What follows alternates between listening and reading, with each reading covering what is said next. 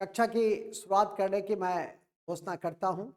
सबसे पहले आज का जो यह कक्षा है यह गुड नाइट की कक्षा है, ना गुड मॉर्निंग की कक्षा है, बल्कि नवंबर माह के जो राष्ट्रीय संदर्भ है उस पर हम आपका ध्यान आकृष्ट कर रहे हैं।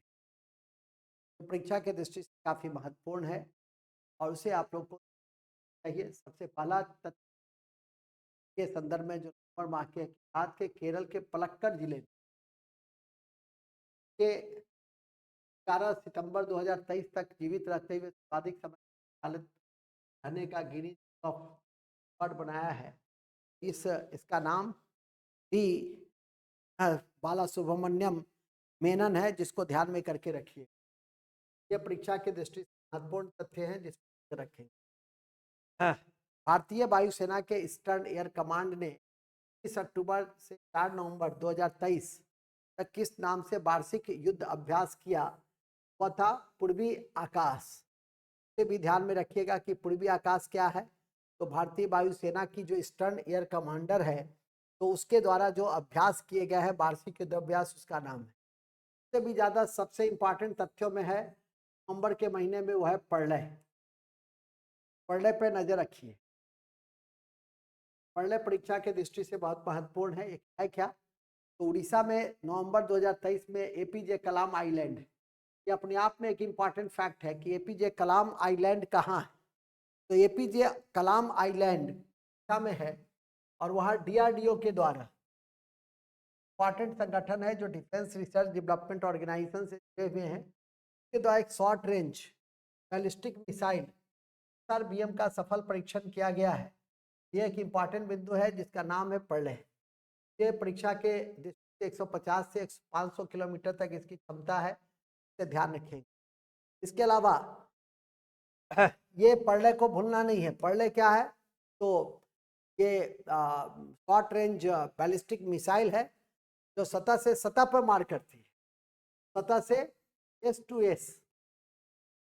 इसको ध्यान रखना है, जो डीआरडीओ ने तैयार किया है। इसके बाद है भारतीय मूल के किस ब्रिटिश लेखिका को ग्लोबल कल्चर स्टैंडिंग के लिए उसकी पुस्तक कोडिंग इंडिया, एक कोडिंग इंडिया को याद रखिएगा, तो 11वां ब्रिटिश बुक एकेडमी दिया गया है, ये से ध्यान रखेंगे। और इस पुस्तक, इसके लेखिका का नाम है नंदिनी दास, जो ऑक्सफोर्ड यूनिवर्सिटी में इंग्लिश की प्रोफेसर भी है। कि नंदिता दास, दो बातें याद रखिए, नंदिता दास याद रखिए, कोडिंग इंडिया याद रखिए, ठीक है कि नहीं। और भारतीय मूल की ब्रिटिश लेखिका है, तो आपकी परीक्षा में पूछा जा सकता है और इसे ध्यान में करके रखिएगा तो अच्छा रहेगा। इसके अलावा यूनेस्को ने वर्ल्ड सिटीज, आज भी आपको गुड मॉर्निंग फैक्ट बताएं कि 31 अक्टूबर 2023 को जारी 55 देशों की जो नई क्रिएटिव सिटीज है उसमें किस दो शहर को शामिल किया गया, तो एक कोझिकोडे को, एक ग्वालियर को। ये साहित्य के लिए इंपॉर्टेंट है और यह संगीत के लिए। ग्वालियर घराना संगीत से ही संबंधित है।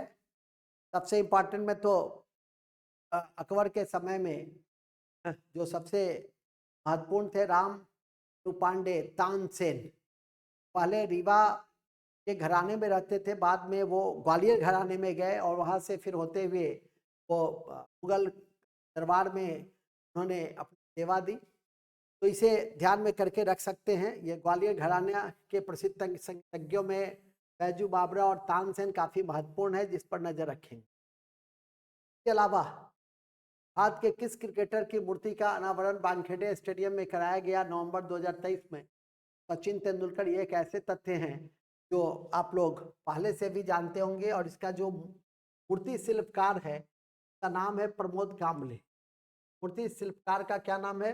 प्रमोद काम्बले, जो परीक्षा के लिए काफी महत्वपूर्ण है कि नहीं। तो और सचिन तेंदुलकर भारत रत्न के रूप में सबसे यंगेस्ट, जैसे मलाला है सबसे यंगेस्ट नोबेल पुरस्कार विजेता, पीस विजेता, तो उसी तरह से भारत के किस राज्य ने ग्लोबल रेस्पॉन्सिबल टूरिज्म अवार्ड नवंबर 2023 में प्राप्त किया है?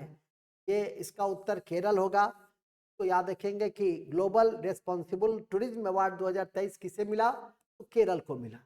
इस तरह से इन चीज़ों को आप याद करके रख सकते हैं। इसके अलावा 6 नवंबर 2023 को किस प्रशासनिक अधिकारी को भारत के मुख्य सूचना आयुक्त पद पर शपथ कौन दिलाती हैं? राष्ट्रपति महोदया। और हीरालाल समरिया ये पहले दलित भी हैं, आज भी इसकी चर्चा मैंने किया है, ध्यान रखिए, पहले दलित CIC भारतीय प्रशासनिक सेवा के सदस्य रहे, ध्यान रखें। रेलवे के किस अधिकारी को नवंबर 2023 को sports authority of India Sai का डायरेक्टर नियुक्त किया गया है? संचित त्यागी को। संचित त्यागी को साई का निदेशक बनाया गया है, तो ये भी ध्यान रखेंगे। भारतीय सेना, वायुसेना और नौसेना का संयुक्त सैन्य अभ्यास वो किस नाम से जानते हैं? तो त्रिशक्ति के नाम से जानते हैं, तो इसे ध्यान रखना है। तो इस तरह से इन चीज़ों को आप ध्यान में कर सकते हैं और इसे किसी भी स्थिति में नहीं भूलेंगे कि अभी अमेरिका में न्यूयॉर्क में अभी एमी अवार्ड, इंटरनेशनल अवार्ड में भारत की एक महिला टेलीविजन श्रृंखला की निर्मात्री को अवार्ड मिला है जिसका नाम है एकता कपूर। और ऐसा पाने वाली एकता कपूर पहली भारतीय महिला निर्माता है जिनको यह अवार्ड दिया गया है। एकता कपूर को इस रूप में याद रखने का प्रयास करें। इसके अलावा 21 नवंबर 2023 को शिक्षा और सरकारी सेवा में 75% आरक्षण को जो लागू करने वाला राज्य है वो बिहार है। तो बिहार एक इम्पॉर्टेंट स्टेट है इस दृष्टि से कि पहले से जारी कुल 60% से बढ़ाकर उसको 75% आरक्षण किया गया। 10% EWS से संबंधित है, जिसे याद रखिए। इसके अलावा ICC के हॉल ऑफ फेम में 2023 में शामिल कौन कौन से खिलाड़ी सम्मिलित हैं? तो वीरेंद्र सहवाग और डायना इंदुल जी। याद रखिएगा कि Diana Edulji hall of fame में शामिल होने वाली पहली महिला खिलाड़ी हैं, जिसको याद रखना है। और इसके साथ वीरेंद्र सहवाग के साथ श्रीलंका का भी एक खिलाड़ी को हॉल ऑफ फेम में सम्मिलित किया गया है, उसका नाम है अरविंद डिसिल्वा। तो डायना इंदुल जी को जरूर याद रखिए, है कि नहीं। और यहाँ पर बिहार देश का पहला राज्य है जिसने जाति गणना कराया है, यह भी एक इम्पॉर्टेंट पॉइंट्स है जिसको ध्यान रखना है।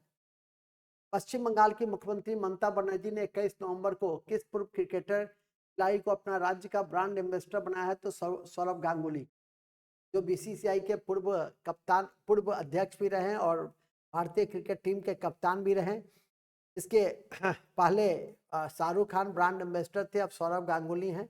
इन्हें आप याद करके रख सकते हैं। इन्हीं शब्दों के साथ हम आज के इस नवंबर राष्ट्रीय कक्षा की समाप्ति की मैं घोषणा करता हूं। तो कई रूपों में मैं आपको बताता हूं, दैनिक बताता हूं, good night, good fact, good morning के रूप में बताता हूं और मासिक भी बताता हूं। फिर राष्ट्रीय घटनाओं को कई महीनों का एक साथ जोड़ कर बताता हूं, आर्थिक बताता हूं, इंटरनेशनल बताता हूं, पर्यावरण बताता हूं।